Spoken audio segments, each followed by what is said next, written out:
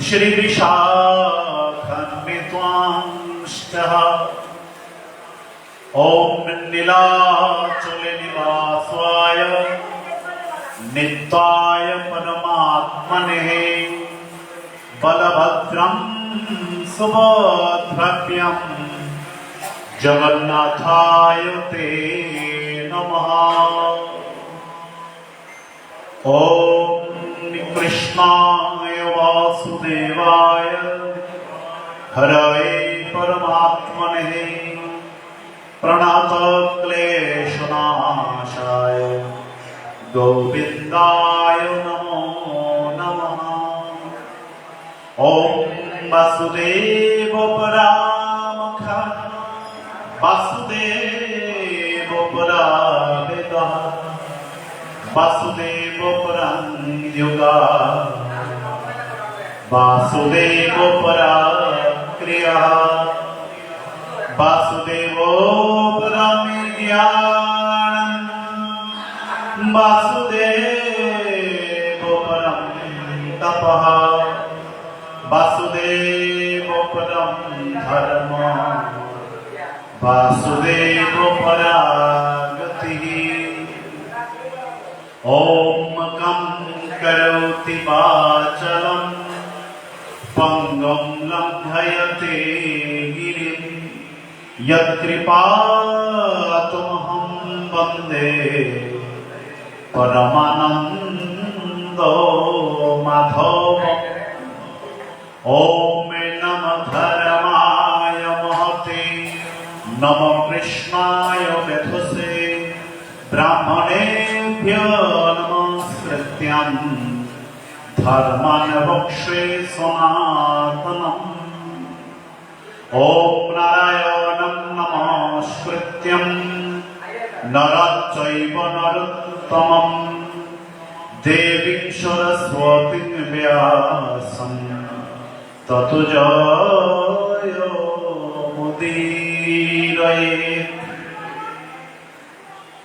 जय जगन्नाथ। অদ্য এই মহতি প্রদূষ বেলায় সুনামগঞ্জ পৌরসভা স্থিত অতি বিখ্যাত শ্রী শ্রী জগন্নাথ দেবের শ্রী মন্দিরে শ্রী শ্রী জগন্নাথ দেবের রথযাত্রা উপলক্ষে আয়োজিত শ্রী জগন্নাথ কথামৃত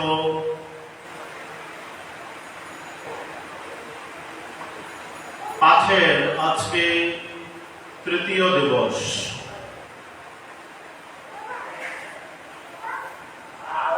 সকলকে বন্দনা করছি।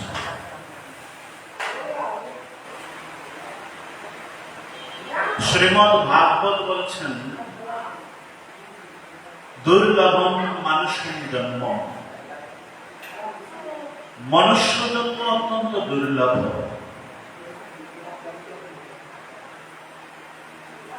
সহস্র কোটি জন্ম লাভ করতে করতে যখন শ্রী ভগবানের করুণা হয় তখন আমাদের মানব জীবন প্রাপ্তি ঘটে। এই জীবন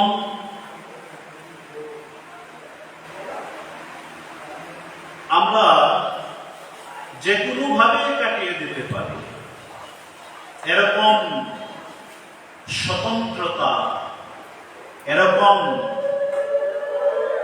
সুযোগ শ্রী ভগবান আমাদেরকে দিয়েছে।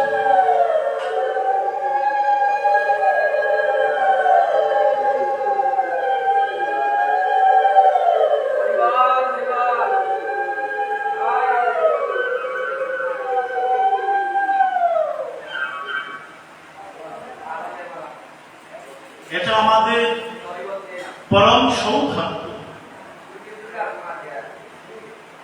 দেখুন, এই জগৎ সংসারে শ্রী ভগবান আমাদের জন্য কৃপার ভান্ডার খুলে দিয়েছেন।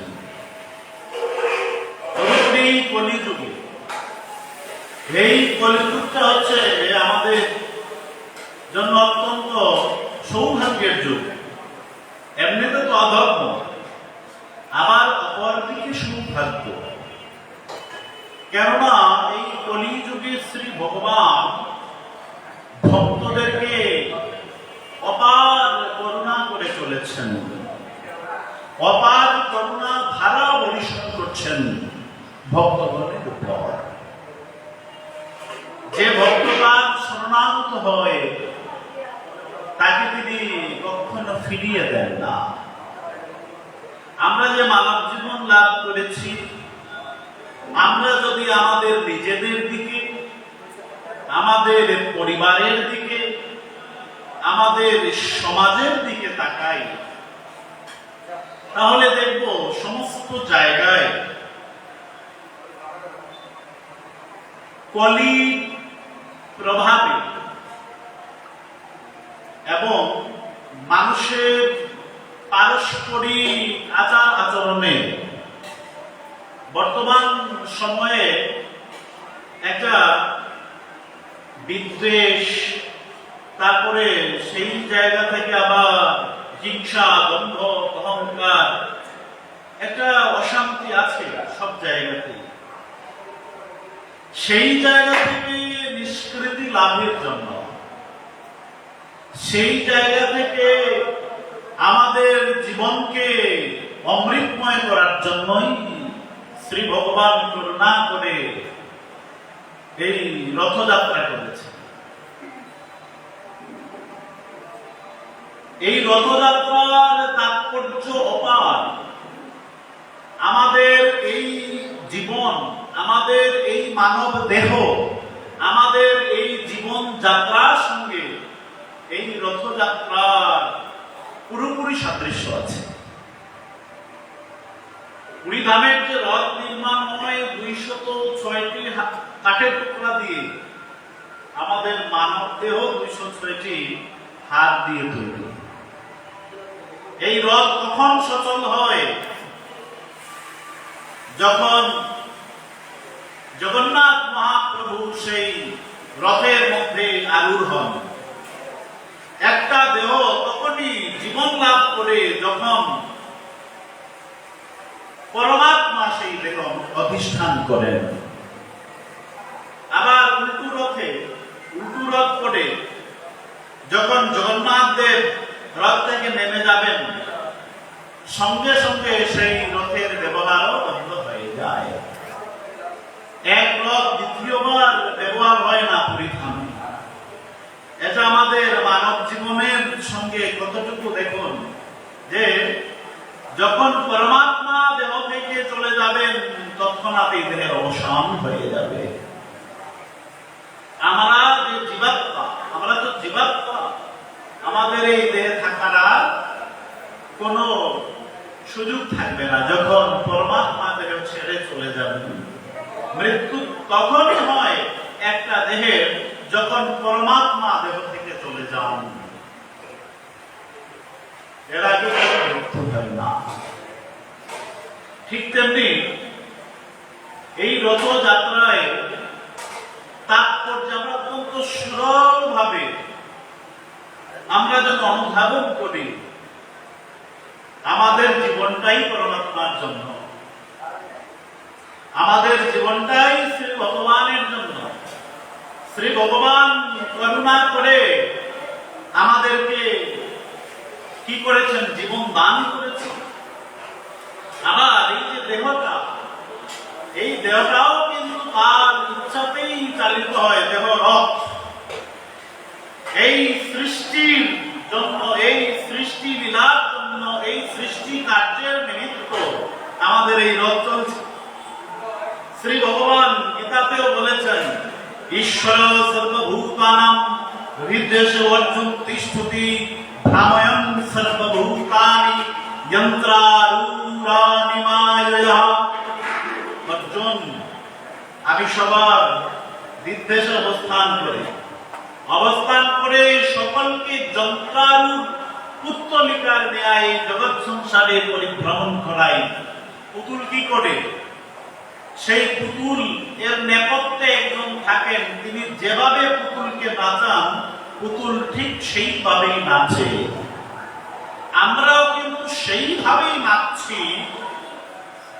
পরমাত্মা ভগবান আমাদেরকে যেভাবে নাচাচ্ছেন, কিন্তু আমার অহংকার বশত, আমার অভিমান বশত, আমার আমিত্বাভিমানের কারণে আমি ভাবছি আমি করে চলেছি।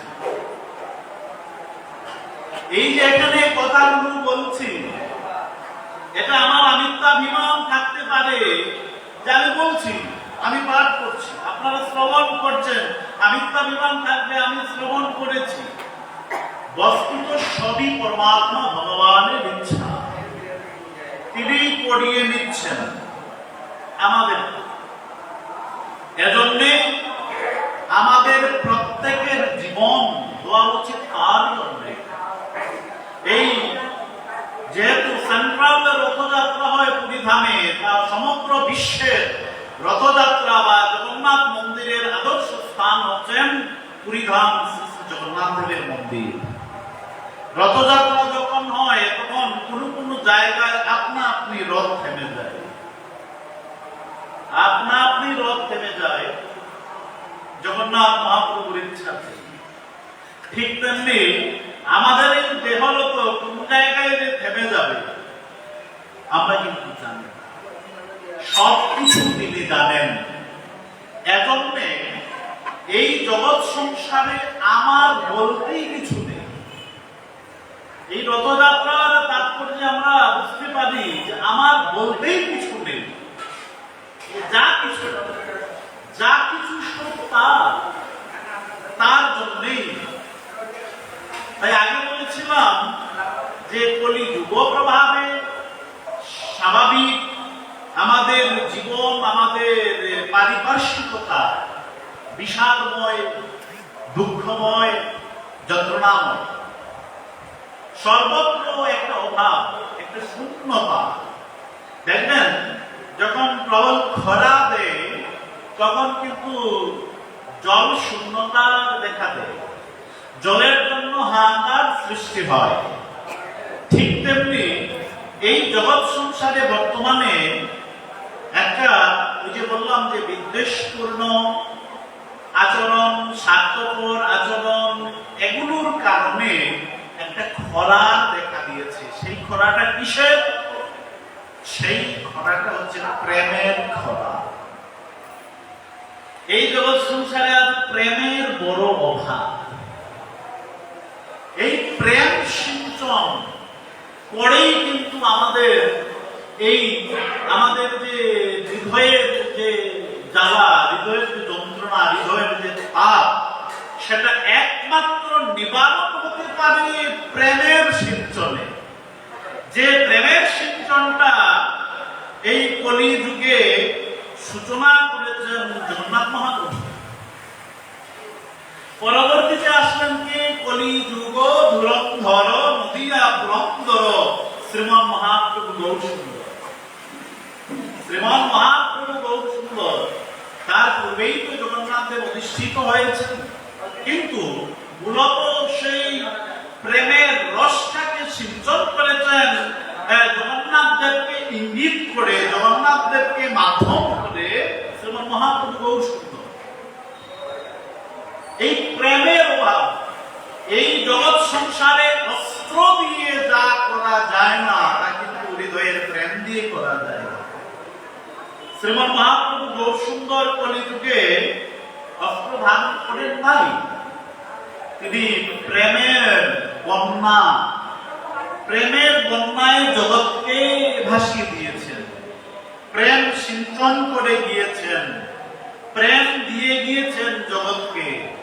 এই প্রেমকে যারা ধারণ করবে, এই প্রেমের যারা পূজারী হবে, এই প্রেমকে প্রাপ্তির জন্য যারা চেষ্টা করবে, মূলত তাদের জীবনটাই ধন্য হবে।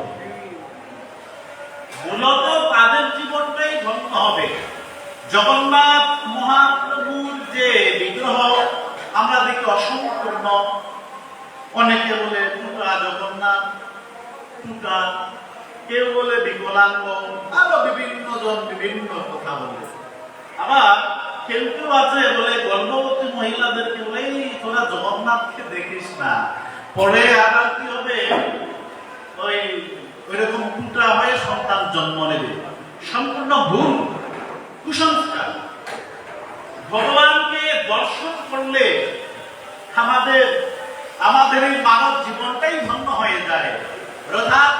রথারুর জগন্নাথকে দর্শন করলে শাস্ত্রে বলা হয়েছে রথিতু বামনম দৃষ্টা পুনর্জন্ম নবিদ্যতে। রথারুর জগন্নাথদেরকে দর্শন করলে মানুষের আর পুনর্জন্ম হয় না। আর কি হয়? জগন্নাথদেরকে দর্শন লাভ করার মতনই প্রেম প্রাপ্তি হয়। এই বিগ্রহ কেন? এই বিগ্রহ কেন? এই বিগ্রহ এরকম কেন? এটা কি শিল্পীর দোষ, কারিগরের দোষ? না, এটা তেনারই ইচ্ছা। কিন্তু মূল তত্ত্ব হলো এটা প্রেমময় বিগ্রহ। জগন্নাথ, বলভদ্র, সুভদ্রা দেবীর যে বিগ্রহ আমরা দেখতে পাই সেটা হচ্ছে প্রেমময় বিগ্রহ। কোন প্রেম? সেই প্রেম বৃন্দাবনের প্রেম, ব্রজ প্রেম। যে প্রেমটাকে ধারণ করেছেন ব্রজ গোপগোপীগণ, আর সেই প্রেমের মহারানী বৃন্দাবনেশ্বরী শ্রীমতী রাধারানী। বৃন্দাবনেশ্বরী শ্রীমতী রাধারানী সেই ব্রজের কথামৃত শ্রবণ করেই তো আজ জগন্নাথ মহাপ্রভুর আজকে এই বিগ্রহ হয়েছে। এই বিগ্রহ হয়েছে দ্বারকায় মাতা রুক্মিণী এবং অন্যান্য রাজমহিষীগণ ভগবান শ্রীকৃষ্ণকে যত প্রকারেই সেবা করছেন, কিন্তু মালা গেঁথেছেন না, না এরকম হয়নি, ব্রজের মতো হয়নি। মালা গেঁথেছেন রাজমহিষীগণ খুব সুন্দর করে যত্ন করে প্রেম সহকারে। ভগবান শ্রীকৃষ্ণ বলছেন না, ব্রজের মতো হয়নি। সঙ্গীত গিয়েছেন, আমার ব্রজের সেই সুর, আমার ব্রজের সেই সুরের মূর্ছনা আমার হৃদয়কে আজ কাঁদায়। রাত্রিকালে ঘুম থেকে ফুপিয়ে উঠেন, নিদ্রা থেকে ফুপিয়ে উঠেন শ্রীকৃষ্ণ, রাধে রাধে, হা গোপীগণ, হা আমার বৃন্দাবন, হা গোপগোপীগণ, হা বৃন্দাবনেশ্বরী শ্রীমতী রাধারানী, রাধে রাধে। এরপরেই কিন্তু আমাদের আগ্রহ জাগে ব্রজের কথা শোনার। মাতা রোহিণীকে বলেছেন, তখন সুভদ্রা দেবীকে পাহারায় রেখে ব্রজের কথা শুরু হয়েছে। যেখানে কৃষ্ণ কথা হয়, কৃষ্ণ সেই স্থানে না যেতে পারেন না। ভাগবতেও তো বলেছেন, মাত ভক্ত যত্র গায়ন্তি তত্র তিষ্ঠামি নারদ। ভাগবতে ভগবান শ্রীকৃষ্ণ বলেছেন যে আমার ভক্তগণ যেখানে আমার কথা কীর্তন করে, আমার নাম কীর্তন করে, আমি তো সেইখানেই অবস্থান করি। আমি যোগীগণের হৃদয়ে বাস করি না, আমি বৈকুণ্ঠেও বাস করি না, আমি কোথাও না। যেখানে আমার ভক্তগণ আমার কথা কীর্তন করে, আমি সেই স্থানেই অবস্থান করি। জয় জগন্নাথ। আমি সেই স্থানেই অবস্থান করি যেখানে আমার ভক্তগণ আমার কথা কীর্তন করে। মাতা রোহিণী, রুক্মিণী আদি রাজমহিষীগণ সকলে কৃষ্ণ কথামৃত শ্রবণ করছেন। ওইদিকে রাজসভায় কৃষ্ণ বলরাম ছিলেন। শাস্ত্রে আছে যেখানে কৃষ্ণ কথা হয়, কৃষ্ণ শব্দের অর্থই তো আকর্ষণ করা। কৃষ্ণ ভক্তকে আকর্ষণ করেন, কিন্তু কৃষ্ণকে কি আকর্ষণ করে? কৃষ্ণ কথা আকর্ষণ কৃষ্ণকেই করে। কৃষ্ণ কথা হচ্ছে, ব্রজের কথা হচ্ছে। কৃষ্ণ বলরাম আমার রাজসভায় থাকতে পারছেন না, কেন জানি এক অদ্ভুত আকর্ষণ সৃষ্টি হয়েছে। কৃষ্ণ দাদা বলরামকে বলছেন, দাদা বলরাম আজকে ভালো লাগছে না, চলো অন্তঃপুরে যাই, চলো অন্তঃপুরে যাই। ভাই তো গেলেন।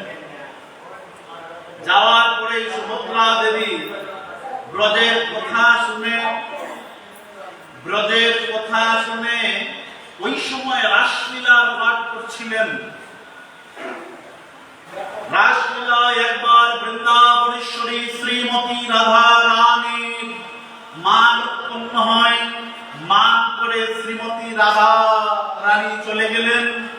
চলে যাওয়ার পর শ্রীকৃষ্ণ রাধা রানীকে অনুগমন করে ওই বৃন্দাবনে এই মান সরোবর আছে, মানভঞ্জন মন্দির আছে, সেখানে ভগবান শ্রীকৃষ্ণ বৃন্দাবনেশ্বর শ্রীমতী রাধা রানীর পায়ে মাথা আর বাঁশি রেখে মানভঞ্জন করেছিলেন। এটা তো সাধারণ আমরা বুঝতে পারবো না। স্বয়ং নিজের বাঁশি রেখে আর নিজের মস্তক রেখে মানভঞ্জন করেছিলেন। এই কথা যখন শুনছেন ওই সময়ে কালেই কৃষ্ণ বলরাম গিয়ে উপস্থিত, গিয়ে দেখেন সুভদ্রা একদম ঠায় দাঁড়িয়ে আছে।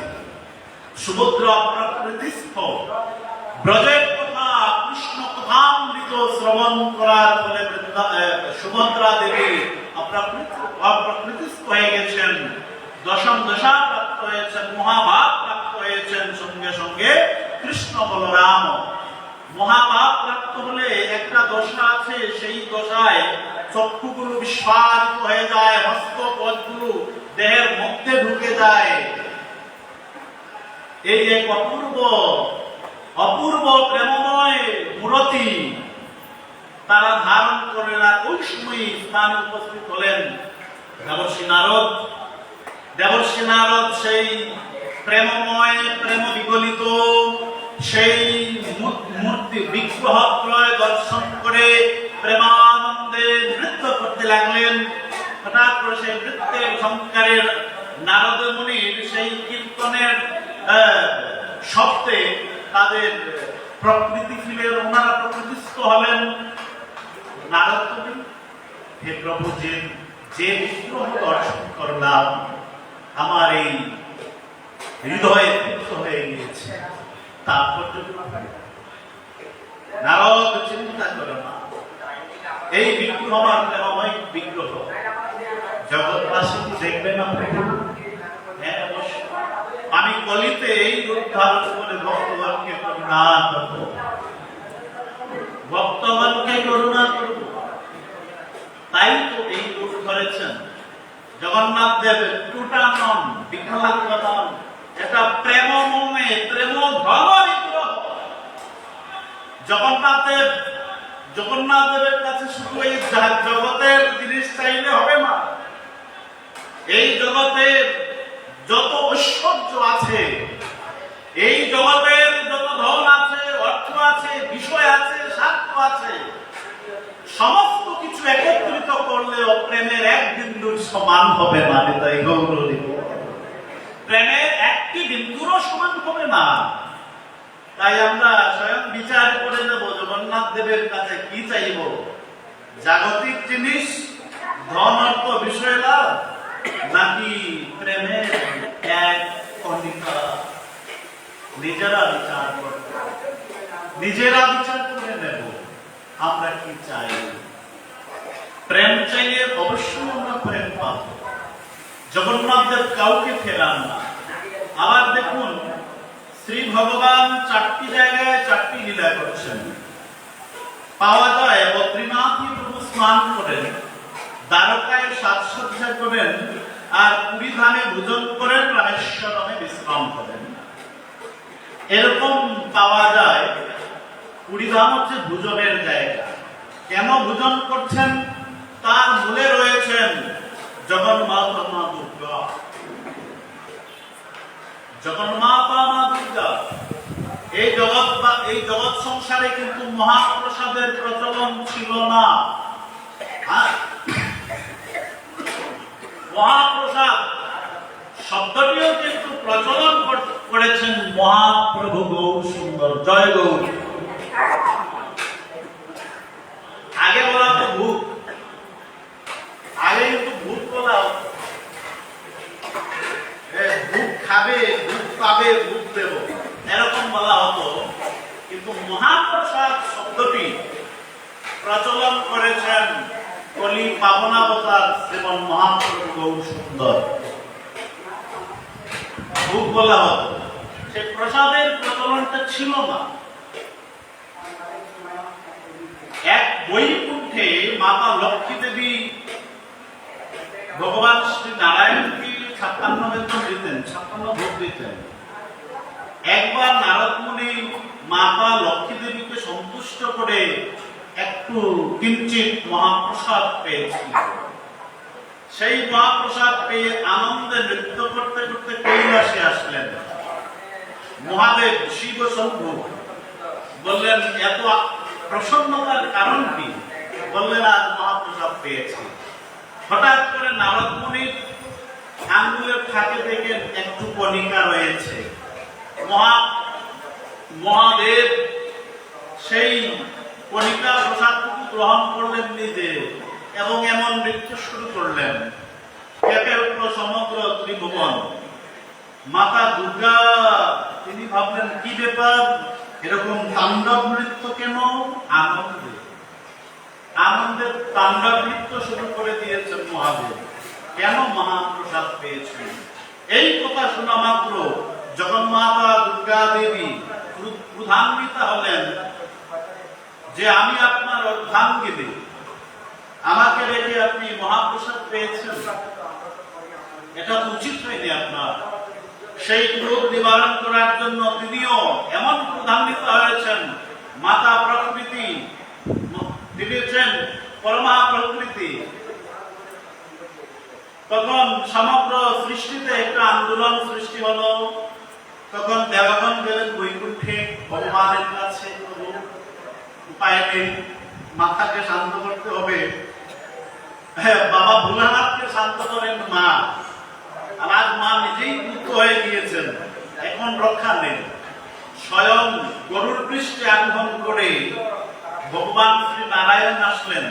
এসে বললেন, দেবী, বললেন, প্রভু আমি তো মহাপ্রসাদের আকাঙ্ক্ষী, তুমি মহাপ্রসাদ প্রাপ্ত হবে। বললেন, দেখুন আমি একা মহাপ্রসাদ চাই না, আমি একা প্রসাদ চাই না, আমার সন্তানগণকেও দিতে হবে। সন্তান দ্বারা আমরা সকল, শুধু মানুষ নন, সমস্ত জীব মাতার সন্তান, সন্তানকেও দিতে হবে। তখন যখন ভগবান বললেন, হে দেবী দুর্গা, অবশ্যই এই মনোবাসনা আমি পূর্ণ করব। সেই পৃথিবীর শঙ্খমণ্ডল, যাকে বলা হয় নাভি মণ্ডল, পৃথিবীর নাভি মণ্ডল কিন্তু নীলাচল ধাম, পৃথিবীর নাভি, সেই নাভি মণ্ডলে এই শঙ্খমণ্ডল পুরুষোত্তম ক্ষেত্রে আমি জগন্নাথ রূপে আবির্ভূত হব এবং সেই সময় আমার 56 ভোগ হবে প্রতিদিন, এবং সেই ভোগ তোমার নামে নিবেদিত হবে এবং তুমি বিমলা রূপে পূজিতা হবে। এবং এই পুরী ধামে কিন্তু দেবী সতীর নাভি পতিত হয়েছে। ওই যে পৃথিবীরও নাভি, মায়েরও নাভি, আর 51 পীঠের অন্যান্য ক্ষেত্রে স্বয়ং দেবাদেব মহাদেব ভৈরব রূপ ধারণ করে সেই পীঠকে রক্ষা করেন। একমাত্র জগন্নাথ পুরী ধামে মাতা বিমলা দেবীর ভৈরব হচ্ছেন স্বয়ং জগন্নাথ। বিমলা মহাদেবী জগন্নাথস্তু ভৈরব, বিমলা দেবীর ভৈরব হচ্ছেন স্বয়ং জগন্নাথ। জগন্নাথই রক্ষা করছেন সবকিছু। তারপরেই তো মহাপ্রসাদের, এই মহাপ্রসাদ হচ্ছেন স্বয়ং ভগবানের স্বরূপ। এই মহাপ্রসাদ কখনো বাসি হয় না, দূষিত হয় না, কোনো এটো হয় না, কোনো প্রকার ঘুষ লাগে না। সেই মহাপ্রসাদ যেই গ্রহণ করবে সেই মহাপ্রসাদের মাহাত্ম্য লাভ করবে। সেই মহাপ্রসাদের মাহাত্ম্য অপার এবং অত্যন্ত শ্রদ্ধা ভক্তির সহিত মহাপ্রসাদকে গ্রহণ করতে হয়। মহাপ্রসাদ কিন্তু ভগবানের একটা স্বরূপ বটে। সেই মহাপ্রসাদকে সাধারণ খাদ্যদ্রব্যের সঙ্গে তুলনা করলে চলবে না, এবং সাধারণ খাদ্যদ্রব্যের ন্যায় ভক্ষণ করলেও চলবে না। মহাপ্রসাদকে করে তারপর কিন্তু মহাপ্রসাদ পেতে হয়। এবং মহাপ্রসাদ যদি কেউ সামনে ধরে, সেই মহাপ্রসাদ অবশ্যই গ্রহণ করতে হবে। এর প্রমাণ কি? এর প্রমাণ কিন্তু স্বয়ং মহাপ্রভু দিয়েছেন। আবার হরিদাস ঠাকুরও দিয়েছেন। তিনি 3 লক্ষ হরিনাম করতেন। মহাপ্রভু স্বয়ং জগন্নাথ দেবের মহাপ্রসাদ পাঠাতেন। কোন দিন ওনার নাম সংখ্যা পূর্ণ হতো না। গোবিন্দ যখন নিয়ে যেতেন, কোন দিন ওনার নাম সংখ্যা পূর্ণ হতো না। তখন মহাপ্রসাদকে দর্শন করা মাত্রই তিনি বন্দনা করতেন। বন্দনা করে এক রঞ্চ মহাপ্রসাদ গ্রহণ করে তারপর আবার নাম সংখ্যা পূর্ণ করে তারপর মহাপ্রসাদ পেতেন। কিন্তু সঙ্গে সঙ্গে পেতেন। মহাপ্রসাদ রেখে দাও, সঙ্গে সঙ্গে অপরাধ হয়ে যায়। গ্রহণ করতে হবে অত্যন্ত শ্রদ্ধা ভক্তির সহিত। গ্রহণ করতে হবে অত্যন্ত শ্রদ্ধা ভক্তির সহিত। এমনকি মহাপ্রসাদের মহিমা এই জগৎ সংসারে প্রবর্তন করার জন্য মহাপ্রভু গৌরসুন্দর তিনি পুরীধামে গিয়ে সরবেদের মহান বিখ্যাত পণ্ডিত সার্বভৌম ভট্টাচার্য মহাশয়, সরদর্শনের অত্যন্ত বিজ্ঞ পণ্ডিত ছিলেন। মহাপ্রভু ভক্তি মার্গ প্রদর্শন করালেন। একদিন পরীক্ষা করলেন মহাপ্রভু, দেখি তিনি জ্ঞান মার্গ ছেড়েছেন কিনা, ভক্তি মার্গে তিনি অধিষ্ঠিত হয়েছেন কিনা। তখন ভোরবেলা সবে মাত্র সার্বভৌম ভট্টাচার্য মহাশয় নিদ্রা থেকে উঠেছেন, দন্ত ধারণ পর্যন্ত করেন নাই।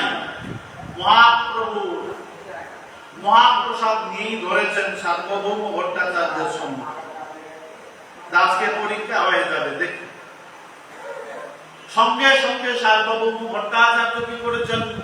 মহাপ্রসাদকে বন্দনা করে এক রঞ্চ মহাপ্রসাদ মুখে দিয়ে দিয়েছেন। সঙ্গে সঙ্গে মহাপ্রভু প্রসন্ন হয়ে গেলেন যে আজ ভক্তি মার্গে অধিষ্ঠান হয়েছে সার্বভৌম ভট্টাচার্য মহাশয়। অনেক গূঢ় ব্যাপার। জগন্নাথ মন্দিরের প্রধান সেবায়েত কিন্তু উড়িষ্যার রাজা। একটা জগন্নাথ লীলামৃত আস্বাদন করবো আমরা। মহাপ্রসাদের যে মাহাত্ম্য, মহাপ্রসাদ যে গ্রহণ, মহাপ্রসাদের বিধি কি বলা হয়? মহাপ্রসাদে গোবিন্দে নামে ব্রহ্মণী বৈষ্ণবে স্বল্প পুণ্য মতাং রাজন বিশ্বাস নৈব জায়তে। কি বলা হয়েছে? মহাপ্রসাদ গোবিন্দ, গোবিন্দ মানে ভগবান। মহাপ্রসাদে ভগবানে নামে ব্রাহ্মণ বৈষ্ণবে স্বল্প পুণ্যবান ব্যক্তির বিশ্বাস হয় না। স্বল্প পুণ্যবান, স্বল্প সুকৃতিযুক্ত ব্যক্তির কি হয় না? রুচি হয় না, গুরুত্ব হয় না। এর জন্য কিন্তু স্বীকৃতির প্রয়োজন। আপনারা যারা এসেছেন আজ, আপনারা অবশ্যই স্বীকৃতিশালী। জগন্নাথ মহাপ্রভুকে ভালোবাসেন, তার কথাকে ভালোবাসেন।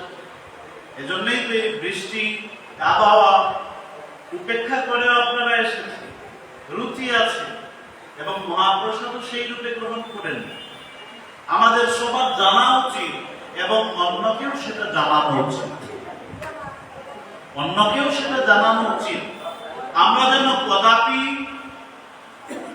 মহাপ্রসাদ গোবিন্দে নামে ব্রাহ্মণে বৈষ্ণবে আমরা কদাপি যেন লঘু জ্ঞান না করি, কদাপি যেন অবজ্ঞা না করি, কদাপি যেন অবহেলা না করি। করলেই কি হবে? সমস্ত জন্মের সমস্ত সুকৃতি নষ্ট হয়ে যায় এবং মহা অপরাধ হয়ে যায়। এবং কি হবে? পতন হবে। পতন হবে বলতে আমরা এখন কিন্তু সর্বোচ্চ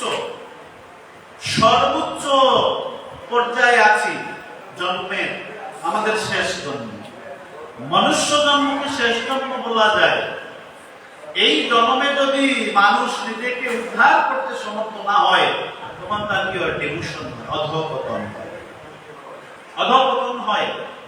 এক, যদি কেউ ধর্মের বাহিরে থাকে তাদের অধঃপতন হয়, আবার ধর্মের ভিতরে থেকেও যদি এ সমস্ত অপরাধী হয়ে যায়, তখনও কিন্তু অধঃপতন হয়ে যায়। আমরা যেন কদাপি এই 4-5টি জিনিস, এই 5টি জিনিস বলা হয়েছে মহাভারতের শ্লোক, এই 5টি জিনিসের জন্য আমরা কদাপি অবহেলা, কদাপি নিন্দা, কদাপি আমরা যেন অবজ্ঞা না করি। সর্বদা এগুলো থেকে বিরত থাকতে হবে। কারো যদি দোষ দর্শন হয়ে যায়, কারো যদি দোষ দর্শন হয়ে যায়, আমার সমস্ত কর্ম, আমার সমস্ত ধর্ম, আমার সবকিছুর পরম গতি ভগবান, তার কাছে সমর্পণ করে দিতে হবে।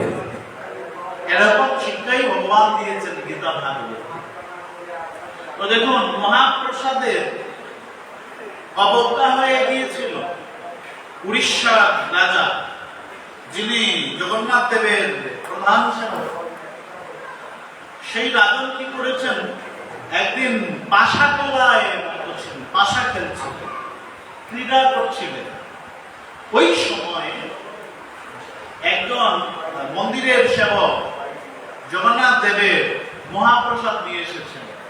বলছেন, মহারাজ, জগন্নাথ দেবের মহাপ্রসাদ গ্রহণ করুন। তিনি খেলার মগ্নতায়, খেলার মত্ততায় তিনি এমনই আসক্ত ছিলেন, বললেন দাও, এইভাবে বলছেন দাও। এইভাবে তিনি মহাপ্রসাদকে হাতে নিলেন। যখন উনি হাতে নেওয়ার পর যখন সামনে আনলেন, হঠাৎ করে ওনার চেতনা জাগ্রত হলে, আমি কি করলাম, আমি কি করলাম?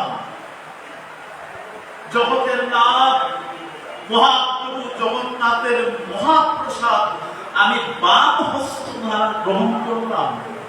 বাম হস্ত দ্বারা এটা হতে পারে না। আমি কি করলাম? যখন তীর ধনুক থেকে ছুটে যায়, সেটা আর আটকায় না। মুখের কথা যখন মুখ থেকে বের হয়ে যায়, সেটাকে ফেরানো যায় না। অপরাধ হয়ে গেলে সেই অপরাধকে তো ফেরানো যায় না।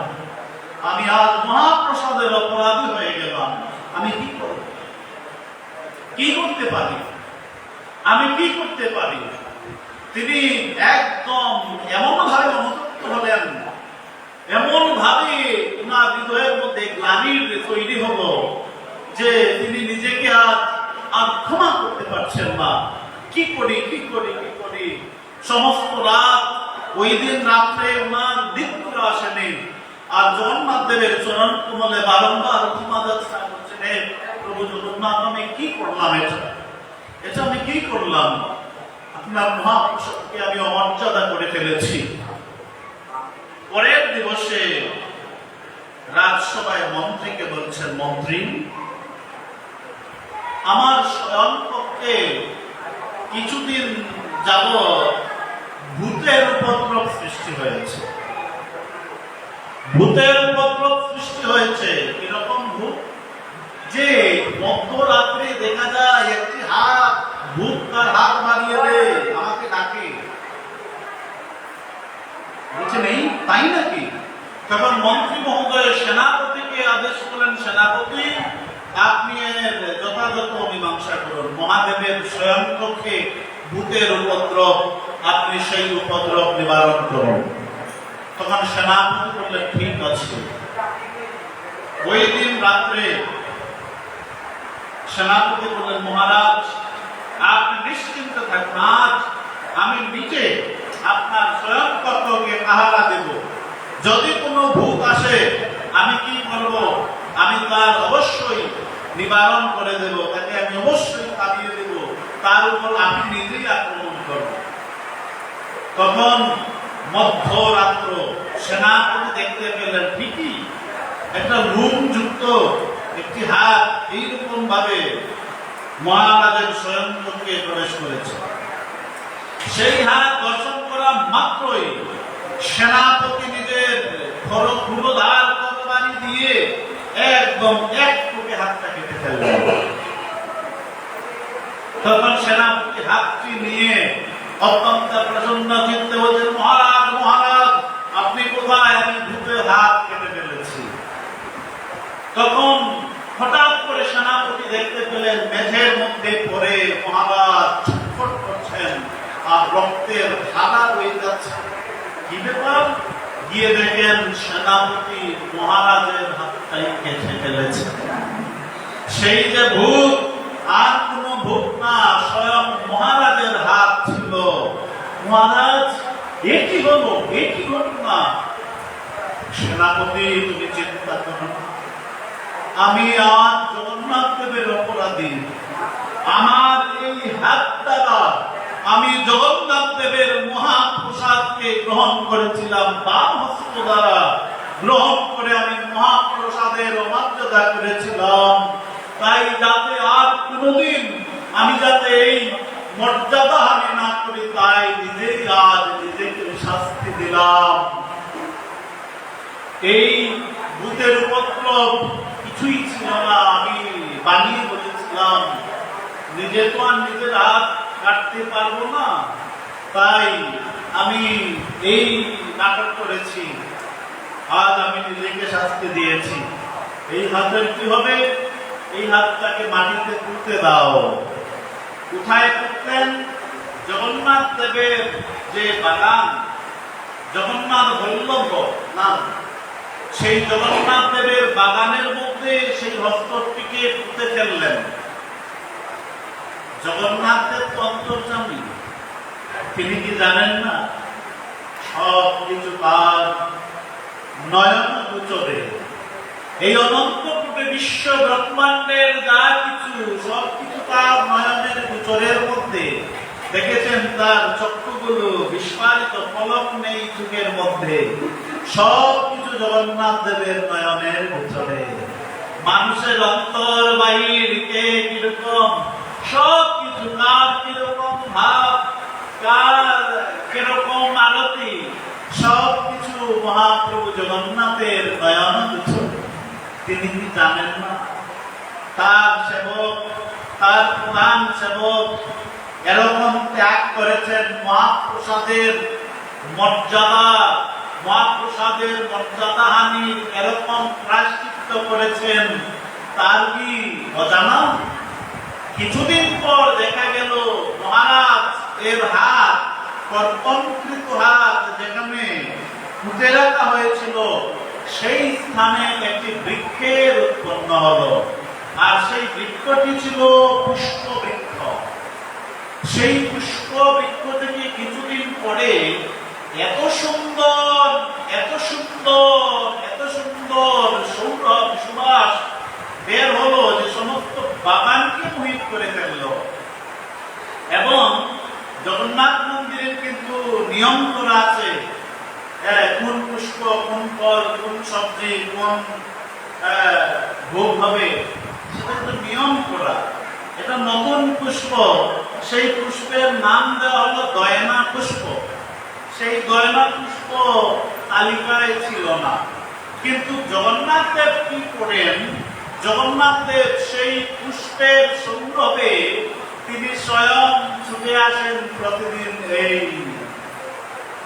জগন্নাথ বল্লভে। মালি বুঝতে পারেন কেউ যেন ঢুকে আর কে যেন পুষ্প চয়ন করে। কি ব্যাপার? কিন্তু ধরতে পারে না। পরবর্তীতে স্বয়ং জগন্নাথ দেব আদেশ করলেন স্বপ্ন যুগে যে আমাকে যেন প্রতিদিন এই দয়না পুষ্প অর্পণ করা হয়, কেননা এটা আমার ভক্তের ত্যাগের দ্বারা উৎপন্ন হয়েছে।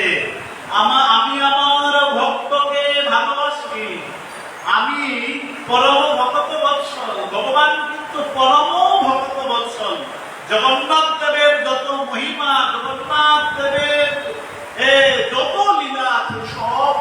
ভক্তের জন্য।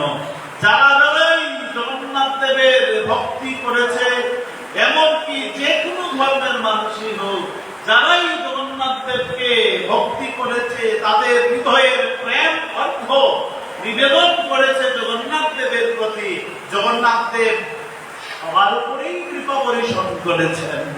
পরবর্তীতে সেই দয়না পুষ্প জগন্নাথ দেবের সেবায় নিত্য নিয়মিত লাগতে লাগলো নারী আদেশে। মহাপ্রভু জগন্নাথ পরম ভক্ত বৎসল, এমনকি অন্য ধর্মের ভক্তরাও বাধ্য হয়েছে সেই কৃপা থেকে। হ্যাঁ, একজন ভক্ত ছিল শালবে, অন্য ধর্মের। বর্তমান সময়েও তার সমাধির কাছে যখনই রথ চলে আসে, সঙ্গে সঙ্গে রথ থেমে যায়, সঙ্গে সঙ্গে রথ থেমে যায়। সেই ভক্তের নাম হচ্ছে ভক্ত শালবেগ।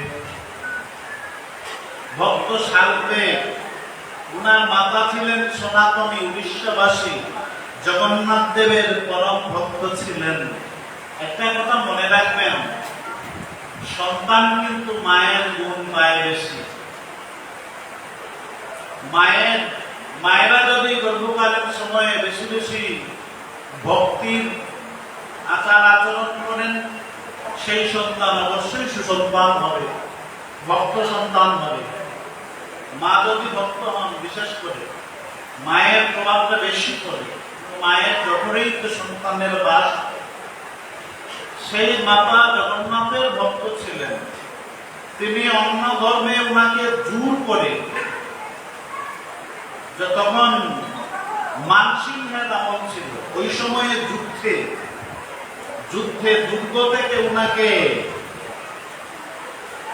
জগন রাজা কি করেছিল, দূর করে ধরে নিয়ে গিয়েছিল এবং তাকে বিয়ে করেছিলেন, এবং তার জঠরেই শালবেগের জন্ম। কিন্তু তিনি জগন্নাথের ভক্তি ছাড়েন নাই, সব সময় জগন্নাথকে স্মরণ করতেন। উনার পুত্র শালবেগ যখন বড় হলো এবং ছোটবেলা থেকেই জগন্নাথের কথা ওনাকে শোনাতেন, আর একবার যুদ্ধে এমন ভাবে আঘাতপ্রাপ্ত হলেন যে উনার বাঁচার আর তেমন কোনো আশা ছিল না। তখন শালবেগের মাতা শালবেগকে বললেন, বাবা তুমি সব কিছু ছেড়ে ছুড়ে দিয়ে বাবা তুমি চলে যাও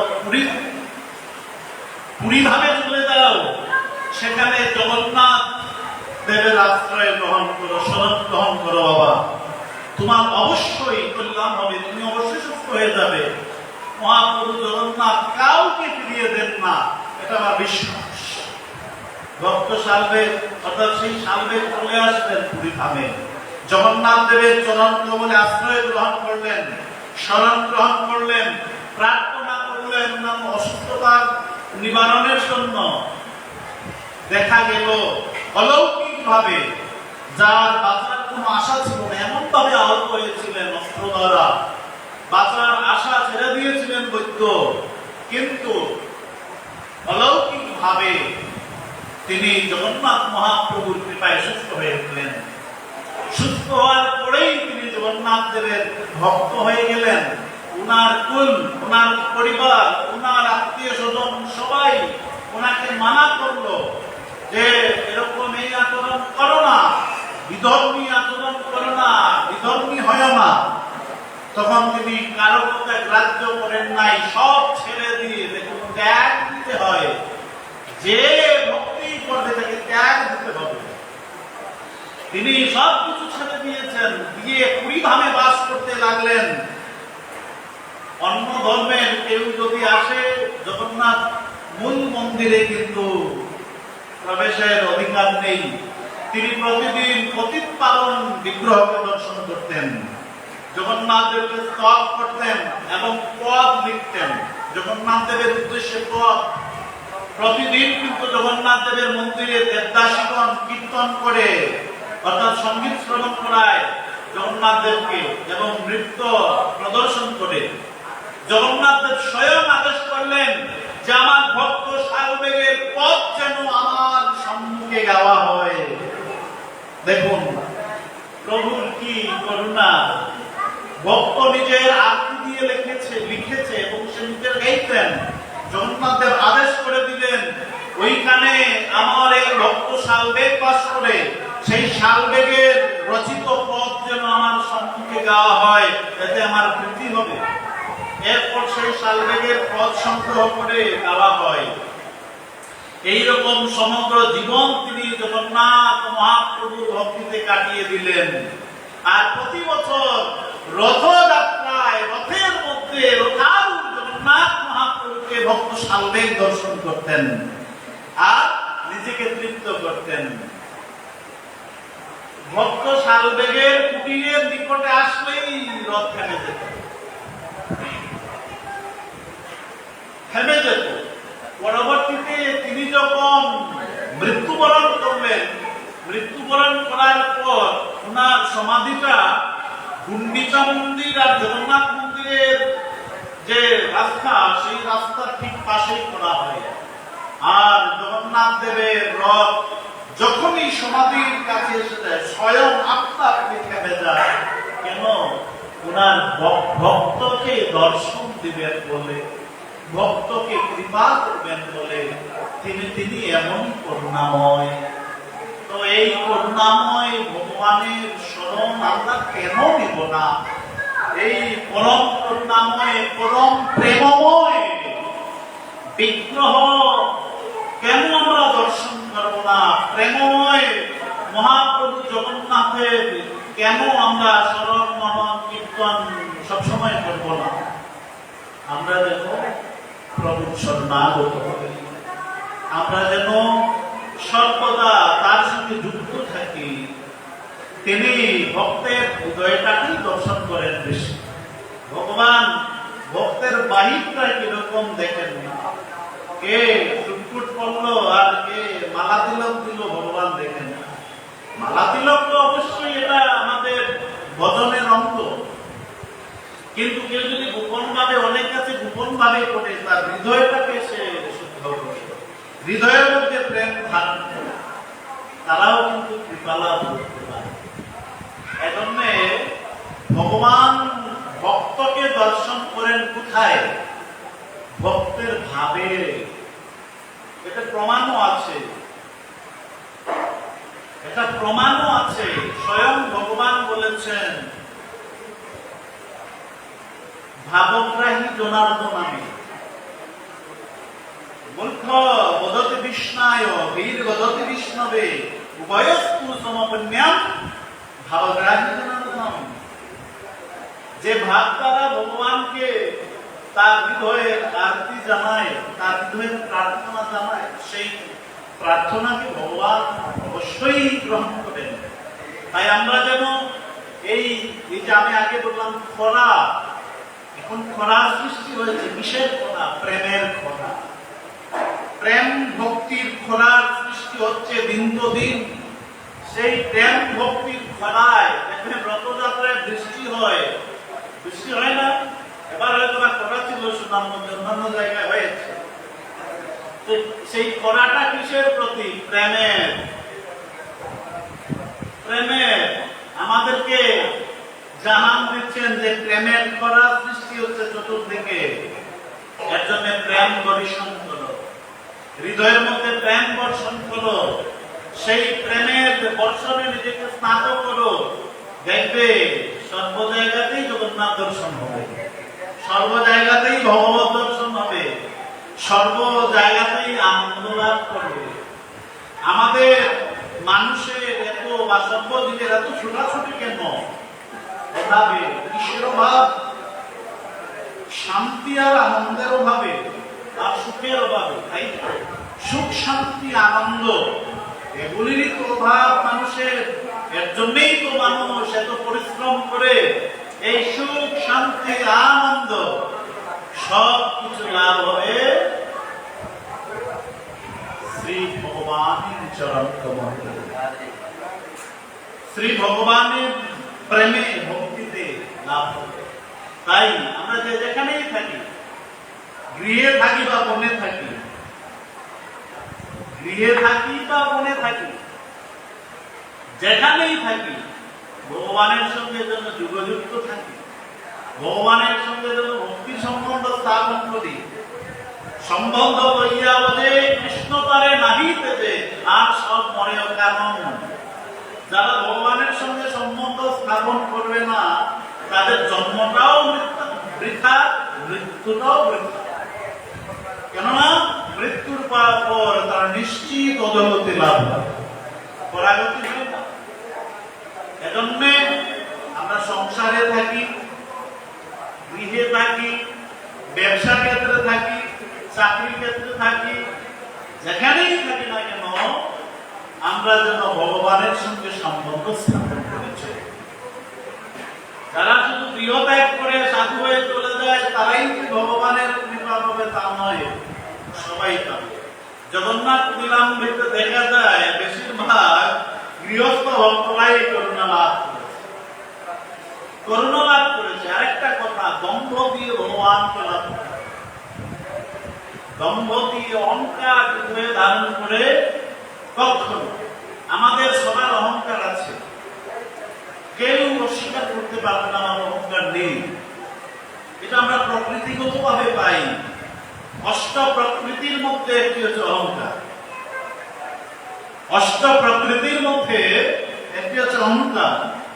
অহংকার আমাদের আছে, কিন্তু এই অহংকারকে দমিয়ে রাখতে হবে। টাকার অহংকার, বিদ্যার অহংকার, ধনের অহংকার, গৌরবের অহংকার, রূপের অহংকার, সামর্থ্যের অহংকার, বিভিন্ন প্রকার অহংকার আছে।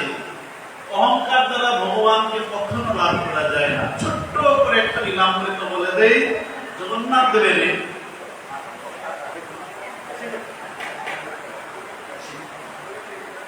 ছোট্ট করে বলে দেই, পুরী ধামে একজন শেঠ গিয়েছিলেন, খুব টাকাওয়ালা মানুষ।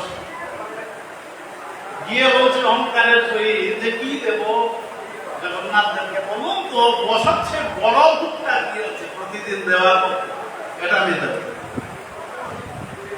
বলছেন একটা যে কত টাকা খরচ হবে, মাত্র মাত্র এত টাকা, আরো বেশি বলুন। ওই দিন আমি কালকে আসবো, আরো বড় করে যেটা দেওয়া যায়, আমার টাকার অভাব নেই, টাকার গৌরব। ওই দিন জগন্নাথ দেব স্বপ্নাদেশ করে দিয়েছেন সেবককে, যে বলো আমাকে একটা পানের ঠিলি দিতে। তার যদি সামর্থ্য থাকে, তার যদি সামর্থ্য থাকে, বলো 1 কিলি পান খাওয়া যায়, কিছু লাগবে না, 1 কিলি পান। পরের দিন আসলো, বলছেন শেঠকে, জগন্নাথ দেব আদেশ করেছেন স্বয়ং, আপনার যদি সামর্থ্য থাকে তাহলে 1 কিলি পান খাওয়াতে। 1 কিলি পান সেটা কিভাবে? যে গজ মুক্ত চূর্ণ, গজ মুক্ত দানা চূর্ণ দিয়ে, গজ মুক্ত দানা চূর্ণ দিয়ে 1 কিলি পান খাওয়াতে জগন্নাথ দেব আপনাকে আদেশ করেছেন। গজ মুক্ত দানা চূর্ণ সামান্য একটু, আর 1 কিলি পান, এটা অতি সামান্য সেবা না। কিন্তু গজমুক্ত দানা চূর্ণ কি? গজমুক্ত হচ্ছে হাতির মস্তকের মধ্যে একটা মুক্ত থাকে, হাতির মস্তকের ভিতরের মধ্যে, বলে না সাপের মণি, মাথার মণি, ওই রকম হাতির মস্তকের গজ হাতি যেটা, সেই গজ হাতির মস্তকে মুক্ত থাকে। তাও কিন্তু সবার থাকে না। 1000 হাতির মধ্যে একটি হাতির মাথায় থাকে, 1000 হাতির মধ্যে একটা হাতির মস্তকের মধ্যে এরকম গজ মুক্ত দানা থাকে। এখন যাও এই গজ মুক্ত দানা আনো, দেখি তুমি কত বড় শেঠ হয়েছ। 1000 হাতি কোথায় পাবে? রাজা মহারাজা পারবে 1000 হাতি। 1000 হাতিকে বর্তমান সময়ে, বেশি দিন আগের ঘটনা নয়, তখন শেঠ একদম কাপ হয়ে গিয়েছে। কাপ হয়ে গিয়েছেন মানে কি, উনার হৃদয়ের যে অহংকার ছিল ধন এবং অর্থের, প্রভু সঙ্গে সঙ্গে নয়নবাড়ি করে, প্রভু আমি বৃথা অহংকার করেছিলাম, আপনার চরণ কমলে সেবার মতো সামর্থ্য এই জগতের কারো নাই, আপনার যদি দয়া না হয়, কারো নাই সামর্থ্য। আপনার যদি দয়া না হয়, কারো সামর্থ্য নাই। আমি আপনার চরণ কমলে ক্ষমা ভিক্ষা চাইছি, আমি এই সেবাটা আপনাকে করতে পারবো না, আমার যে সামর্থ্য নেই। তখন ভক্তি মনে গিয়ে দাক্ষিণাৎ করে আমি, আপনারা যদি আদেশ করেন আমি কিঞ্চিত সেবা করতে চাই, যদি সুযোগ দেন। পরে সুযোগ দেওয়া হয়েছিল, জগন্নাথদেব প্রসন্ন হয়েছে। এই হচ্ছে ব্যাপার, এই হচ্ছে ভক্তির জগৎ। অহংকার অভিমান জগন্নাথ দেবের সামনে চলে না, বিষয়ের গৌরব আবির্ভাব কিছুই চলে না। একমাত্র ভক্তি চলে, একমাত্র প্রেম চলে এখানে। যে যত সরল হতে পারবে, যে যত প্রেম ভক্তি হৃদয়ে ধারণ করতে পারবে, সেই জগন্নাথ মহাপ্রভুর করুণা ভাজন হয়ে যাবে। তাই জগন্নাথ দেবের করুণা সবার উপর বর্ষিত হোক। এই জগন্নাথ জিউ মন্দির পরিচালনা কমিটির এই আয়োজন সকল সার্থক হোক। জগন্নাথ দেব সবাইকে করুণা প্রেম বর্ষণ করুন। আমরা আগেই বলেছি, প্রেমের খোরাক হয়েছে আমাদের হৃদয়ের জন্য, প্রেমের বিন্দুর সান্নিধ্য আমরা লাভ করতে পারি। এই প্রার্থনা আছে জগন্নাথ কথা বিশ্রাম নিচ্ছে আরেকজন পাঠক আছেন, আপনাদের সম্মুখে জগন্নাথ কথা শ্রবণ পাবেন। জয় শ্রীকৃষ্ণ চৈতন্য প্রভু নিত্যানন্দ শ্রী অদ্বৈত গদাধর শ্রীবাসাদি গৌর ভক্তবৃন্দ। হরে কৃষ্ণ কৃষ্ণ কৃষ্ণ হরে হরে, হরে রাম রাম রাম হরে হরে, হরে কৃষ্ণ কৃষ্ণ কৃষ্ণ হরে হরে, হরে রাম রাম রাম হরে হরে, হরে কৃষ্ণ কৃষ্ণ কৃষ্ণ হরে হরে, হরে রাম রাম রাম হরে হরে। জয় জয় জগন্নাথ বলভদ্র সুভদ্রা মহারানী প্রীতে।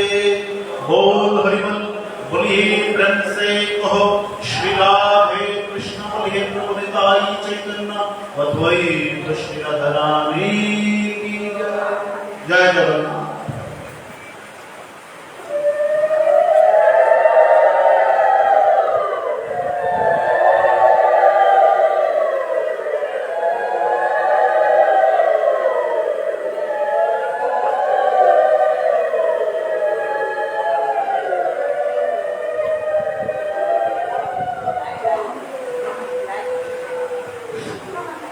জয় জগন্নাথ। এতক্ষণ পাঠ করলেন মহানামব্রত ভক্তপ্রবর মহানামব্রত চক্রবর্তী, আন্তর্জাতিক কৃষ্ণ অনুরাগী জাগ্রত যুবক সমিতির সভাপতি। এখন পাঠ করবেন ভক্তপ্রবর কৃষাণ কৃষ্ণ দাস, ব্রাহ্মণবাড়িয়া থেকে ভক্তপ্রবর কৃষাণ কৃষ্ণ দাস।